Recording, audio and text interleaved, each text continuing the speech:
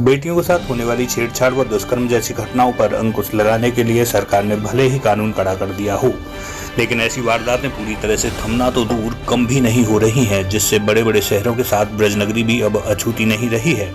ऐसा ही एक मामला वृंदावन कोतवाली क्षेत्र अंतर्गत राष्ट्रीय राजमार्ग पर सामने आया है, जहां एक मनचले द्वारा सरेराह स्कूटी सवार युवती से छेड़छाड़ करने के चलते युवती स्कूटी से गिरकर घायल हो गई। घटना के संबंध में पीड़ित युवती के पिता द्वारा कोतवाली में तहरीर दिए जाने पर पुलिस जांच में जुटी है।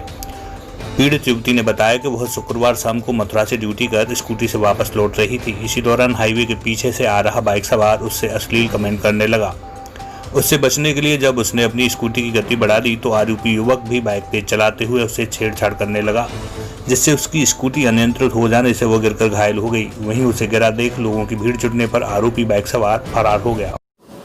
मैं जब आ रही थी अपने ऑफिस से शाम के टाइम, तो एक लड़का आया था मेरे पीछे बाइक पर। वो बदतमीजी से बोल रहा था कि मैं तुझे 500 रुपये दूंगा, ये वो दूंगा।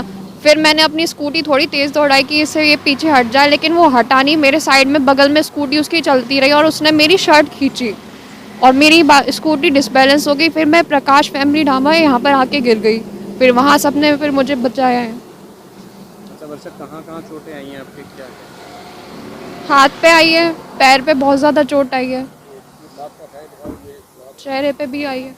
अच्छा वर्षा, ऐसे लोगों के खिलाफ क्या कार्रवाई चाहती हैं? ऐसे लोग बहुत बदतमीज़ हैं, इनके सख्त से सख्त कार्रवाई होनी चाहिए, क्योंकि ऐसे पे कभी मैं फ्यूचर में भी जाऊंगी तो सेफ फील नहीं करूंगी रोड पर भी।